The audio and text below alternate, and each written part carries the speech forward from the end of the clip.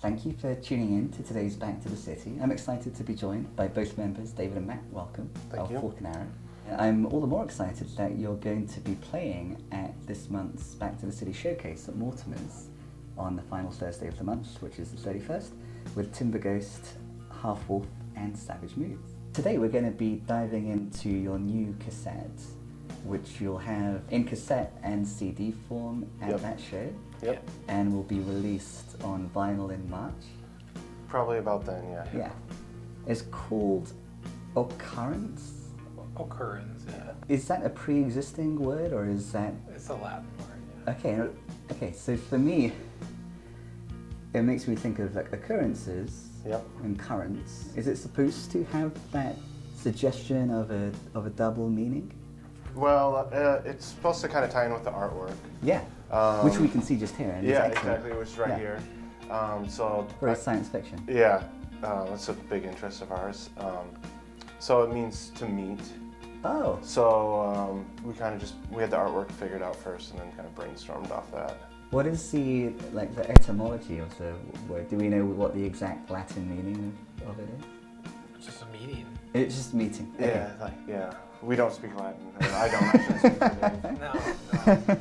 At what stage in the process of creating these songs and of writing these songs and having them form into this record, did that concept present itself as like the concept? Basically, once we needed to decide what the title was, kind of very tip of the end. Is there something sonically about the songs that suggests this idea of meeting? The only thing that makes it apt for this album versus other ones is because we have the special guest on the album. Ah, who's the special guest? Former guitarist from the Iolius named Dave Erb. Okay. So it's kind of a meeting of Falconero with Dave Erb. Yeah. Yeah. So what is it about the idea of meeting? I mean, I let more of the visual artwork. I think that sets a feeling for the record. We spent a lot of time figuring that out. Who did the artwork? Australian artist named Alex Reese, and he also did the artwork for our album Tower. Yeah. And he does, it's like a digital painting, so he does that type of artwork, and we just both really like this stuff. So. Yeah. Well, what kind of advice or guidance did you give? It's pre-existing. Ah. Okay. I think over the years we've kind of found that's the easiest way to expedite the process and make sure everyone's happy. Okay. So you selected this work? Yeah. And so we have like a figurehead. Do they have binoculars at the bottom left? The astronaut? Yeah, I can't think off the top of my head. I know it's right here, but... You've got a visual, right? Something. I mean, he's obviously has some type of headgear. Yeah. Because the atmosphere obviously is, if he's humanoid-ish, he needs some type of headgear, so... Right, because this is not the planet Earth. Yeah. Yeah. Exactly. So, it's hard to say what type of visual aids are going on, but... And there's some kind of massive alien life form as well. Yeah. Is the alien a threat? It appears to be a threat. Unclear. I didn't take it as too threatening, considering the person's just standing there by themselves. Observing it. Yeah. It's just a meeting. It's a meeting. It's just a meeting. Yeah, it's not a battle. Okay, so let's now take a journey through the tape. Okay. I think side one, for the most part, sounds darker, I think, than side two, where there seems to me to be a greater sense of joy. Mm-hmm. Would you agree? And is that intentional? I'd say not intentional. I could see that. And kind of in general, I don't know, most of our albums we like to kind of end on more upbeat note in general. Sense of euphoria? Yeah, just normally we end up putting like darker sounding songs somewhere in the middle of an album, typically, would you say? Yeah, and the very first track, the part one of Phrases, Chris Polly is probably one of our most upbeat songs. I think XFVP is too. Yeah, too. Really, it's only Dear Vogel dark. Yeah. And that is a very dark song for us. So maybe that's what's coloring Plain your emo, impression I of it. think, is in a minor key. So. Yeah. Okay. But So part 2 of side 1, Der Vogel, is the darkest song. Is Yeah. it your darkest song, Peter? I would put it up there with maybe like Track Tractor off Cities of Gold. So you would say that's one of, or if not the darkest song, and this is a lighter record, a more upbeat record in general. And part 1, the very opening, is one of the most upbeat songs. Yes. So what's the significance of that sequencing in terms of the emotional journey that we're going on side 1 of the cassette? We kind of wrote Chris Polly, Der Vogel, and XFBP Yep. in mind together. Yeah. So that's why we call it They're the like a Phrases trilogy. trilogy. Yeah. So I kind of can't help but be, whenever I think of a trilogy, I mean, the first thing I would think of is the original Star Wars trilogy. So in that, Empire Strikes Back is kind of a darker, when you think of the story arc, the point of conflict and getting things sorted out. So it's kind of a natural place for me personally to put a darker, minor sounding, kind of heavier, where the drama and conflict are coming in a story trilogy, or even just a story arc. And then, XFBP is kind of, in a way, almost like Return of the Jedi, like with Ewoks and things. I think that's really catchy and poppy. Yeah, happy and a little naive. Yeah. So, whenever I think of any type of 3-part trilogy, I kind of always think the second one is darker. Yeah. Although it's certainly not the case. But Yeah. So you have Ewoks, but you don't have Jar Jar Binks. Not yet, anyway. That's good. Jar Jar would be fine though. We would write Jar Jar song. It's interesting that side 1 has the Phrases trilogy, and then there's also one more track. Yeah. Yeah, sometimes it's simply logistics, especially when we put it on vinyl. The sides need to be roughly the same length. Sure, yeah. So a lot of times decisions are more pragmatic as opposed to artistic, but I really like how those pair together. I think other than the capsizing, which we co-wrote with Dave Erb, Plain Emo X was the most recent thing we wrote on there. So it seemed like a fitting end to side 1, kind of. What would you say are some distinguishing features of that newest track then? Well, If it heralds what's to come. The trilogy and Plain Emo X were all written since we started using the Boomerang 3 loop pedal, in addition to the TO4 loop pedal. Yeah. So in all those songs, at times there's 4 loops going at once, because the Boomerang has capacity to do 3 loops at once. Whereas the amateur songs, Amateur Outlaws and Amateur Law Enforcement, were written earlier, and both those are just 1 loop songs. So, and the capsizing was kind of written in studio, so we'll be playing it live hopefully at our release show. But As a duo? Dave Erb hopefully will be playing with us, nice. but it may end up being a little bit different. But so those 4 songs really were all written in the similar time period, all with, I think, the first time we really utilized the extra capacity of the new pedal, the new loop pedal. Yeah. So the pedal, are the pedals being used in a different way in Planemo X? Plain Emo X, I would say kind of the same way, just different. Just a different spin on the same things. The Phrases trilogy. Yeah. At what stage did you go into the project knowing that you wanted to create, that you wanted part of it to be a trilogy? As you were working on those songs, did you know that they were a set? I think originally when we just wrote Chris Polly, it stood by itself. I mean, they were written in order. As the oldest one of those 3 is Chris Polly. Yeah. XFBP is the newest. And then I think we decided we were gonna, at least I know for me, when we started writing Der Vogel, I started incorporating some of the same ideas that I had used in Chris Polly to bring continuity into it. And then it's like, well, we must just do it. Trilogy. Specifically, what features, what are some hooks that you kind of bring back in here? Well, I mean, the drummer, so my parts are kind of modular, right? Yeah. But so like the opening of Chris Polly, I'm doing this like split 16 notes between the foot hi-hat and the hit striking the hi-hat. So I bring that element back in. Yeah.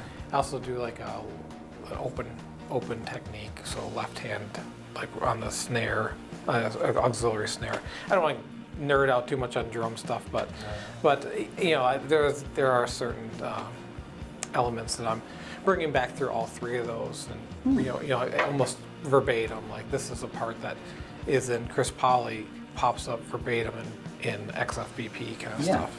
Is that something that you had experimented with much in the past, or with this trilogy that's... No, I've never brought a part from a different song exactly the same into another song. You know, and that would be intentional, just because I don't want the audience to be like, that drummer plays the same thing in every song.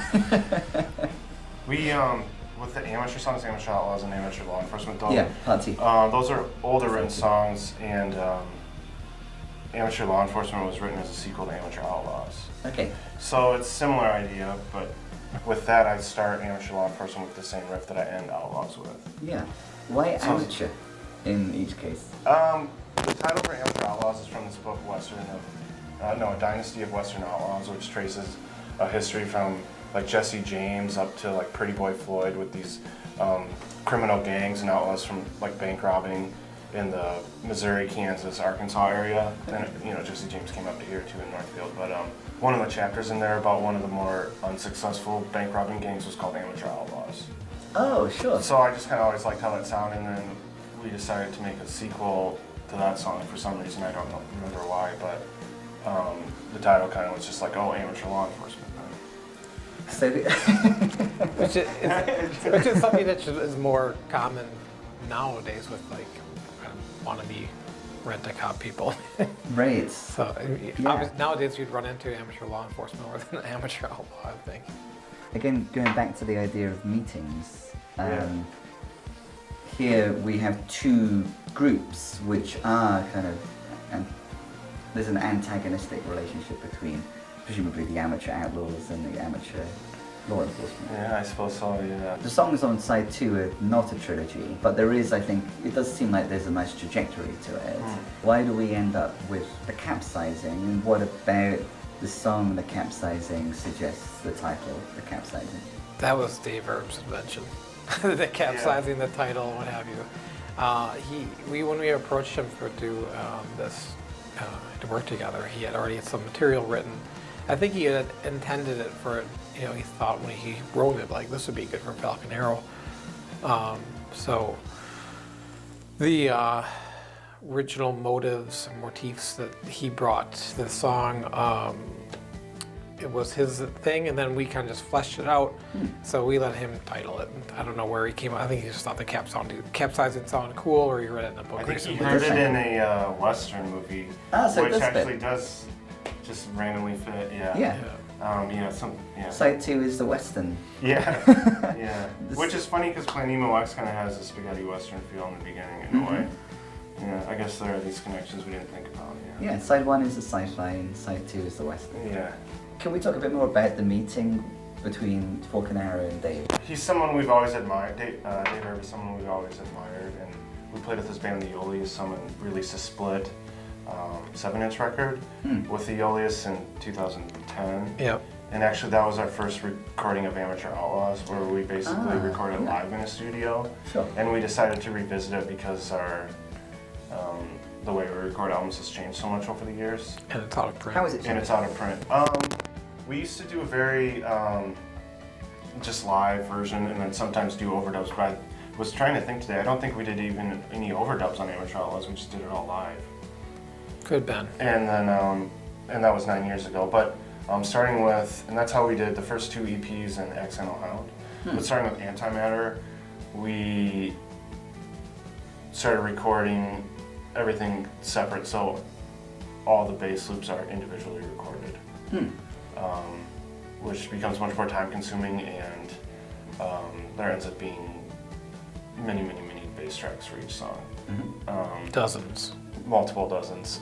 So that, once we went that way and crossed that bridge, it was kind of a new trajectory for recording albums. So even like the same song Well, it ends could be up being quite extremely different, yeah. Yeah. How and at what stage did you make the decision to collaborate, and how did you decide for it just to be one song, say, as opposed to like an entire record?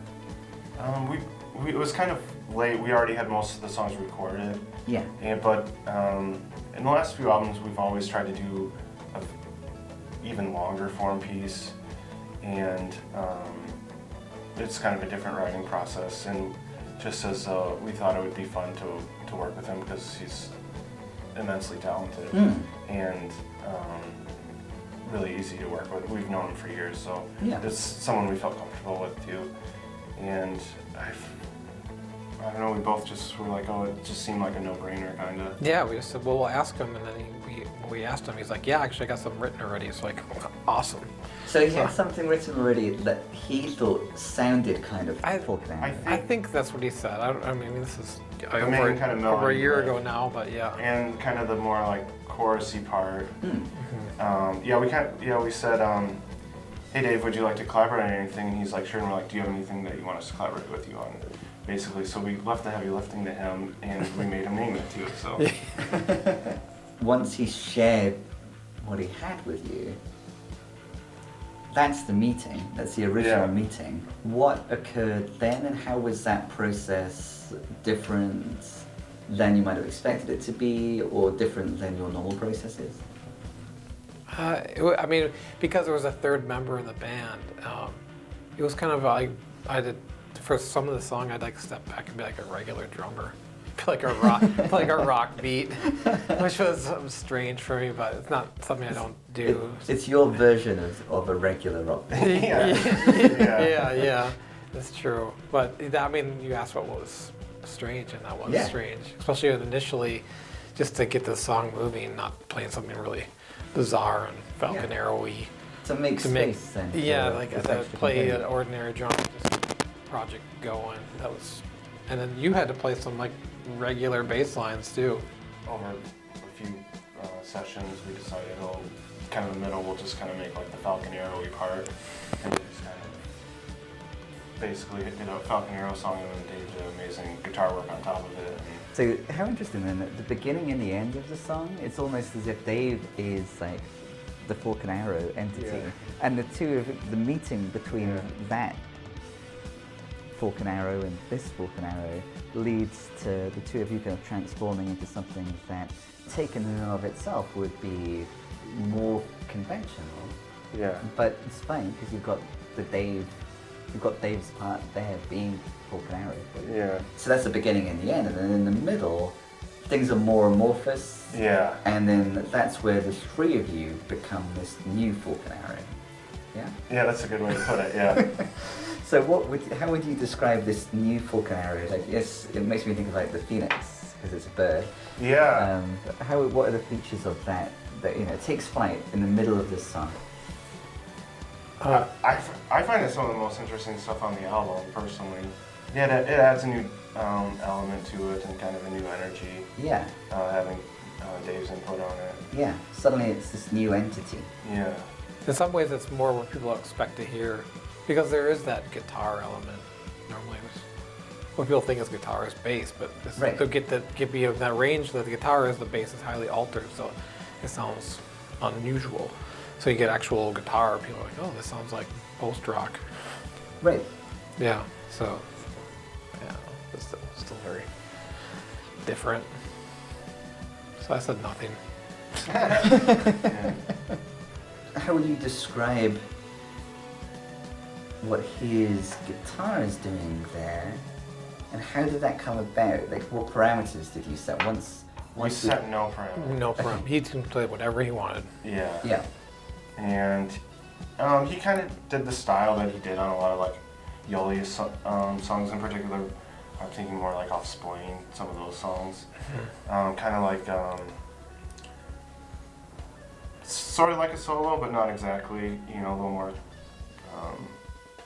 repetitive or structured, which fit well with how we do things. Yeah. And he has an interesting ear for melody and harmony and stuff, and I think that's probably the most interesting part of it. He's really, I mean, he's real talent. Yeah. Yes, evidently. Yeah. I believe. The emphasis on harmony and melody, that's a component of this like different FALCON arrow entity that we have there in the middle of the song. That's probably a good way to crystallize it, especially in the middle part. I'm doing my kind of usual, typical FALCON arrow things, and then his part's laid on top of it. The meeting of those is, I think, what is probably the best part of it. I agree. So now that you've had this meeting, will collaboration be something that you're excited to do more of in the future? We would definitely do it again next album. With Dave again? Maybe if he was up for it. There's other people that we thought about too, that we've actually talked about a little bit that would be interesting. So we'll just kind of have to remains to be seen, I guess. But being like collaborating with other artists and with music or even other media, I think it really excites me. I imagine it does too. Like that the movie we did this past summer that we were a part of. It was soundtrack to John Kaiser's classic Blackie Party, which was a short that he made. He used Revenant off Tower and Silver Lake off Accidental Hound as the music for that. So things like that have always interested us. And so just collaborating with other artists and any media, music or elsewise. So it's exciting, Yeah, there's a meeting of this pre-existing artwork in the music, and then of course we reinterpret the artwork in light of the music too. It's interesting how that's always been something that interests you, and now there's just a slightly more conscious choosing to title the record this way. There's just a slightly more kind of conscious like celebration of that. This album kind of we just celebrated our 10th anniversary, so kind of a lot of things this year planned and otherwise to me felt kind of celebratory.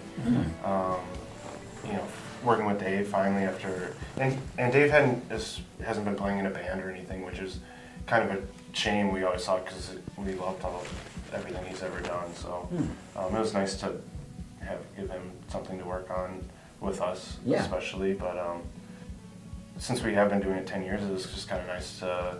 We've always been kind of trying to try things new. We changed how we record. We add these new elements with the technology we use, the pedals and things like that, and this was kind of just another extension of always trying something different and new. Yeah, and again, we were at the beginning of the interview, we were recognizing that there does seem to be a greater sense of joy in the music, so it's the music sounds celebratory too. Yeah. And maybe there's something about a certain type of meeting, like if the entities involved in the meeting have each matured and evolved and developed distinct characters and nuance over the years, like over a decade with FALCON Arrow. It's a lot more exciting to see, well, what happens when this interestingly evolved entity comes into contact with this artist or this other musician. Like FALCON Arrow is a distinct thing with a distinct character. Yeah, I feel like at this point we can, we've recorded enough albums and done it long enough that certain things to us sound like, oh, this is a very typical FALCON Arrow thing. Yeah. And it's always a line to walk to acknowledge that. Obviously, those are all things that we like. That's why we chose them in the first place. Yeah. But also always trying to push that. Each album I feel like has pushed it in certain ways. And at this point, certainly I think we know when we have our thing down, where we know what it is that we want to accomplish. Yeah, and and in which case how to push it beyond what the kind of already distinct character of it is. Yeah. So for each release, let's work with Dave and allow it to kind of evolve in this direction. Yeah. Okay, well that's really exciting. Yeah. You were saying that the final track on side one after the Phrases trilogy is the newest one. That's where the multiple loops are perhaps the most developed there in that. Yeah. Actually, it was written before the capsizing, but Oh, the newest one that just Dave and I wrote. And, yeah, you described the ending as you wanted to be about the most epic thing we've done. Yeah. I don't know if we accomplished that or not, but It was like I was epic. kind of what I was aiming as, like music you could have a action movie voiceover. Oh yeah. So, okay. like this is the trailer to an action movie, and there's gonna be that cliche voice over the top of it talking about all the amazing things you're gonna see in this movie. That's the outro. Maybe components of this interview have sounded like that. Yeah. This is the final meeting Yeah. of the music and the voices. Yeah. That was always meant to happen. Thank you for making this final meeting happen. Well, let's make the music meet with many other things, including all the people that come to Mortimer's on Thursday the 31st of January at the end of the month. And yeah, I look forward to seeing you there. And hopefully that will be the first Back to the City showcase that components of which are broadcast. Oh, wonderful. On Channel 6. Great. Wonderful. So yeah, I'm excited for that. Yeah. Thank you very much for joining thank me you. today. Yeah, you're very welcome Thanks for indeed. having us. I'll see you in a week by the time that this is released. Okay, yeah. And hopefully you'll come and join us at Mortimer's Tea. I've been Simon Cole. This is Back to the City. I'll see you next week.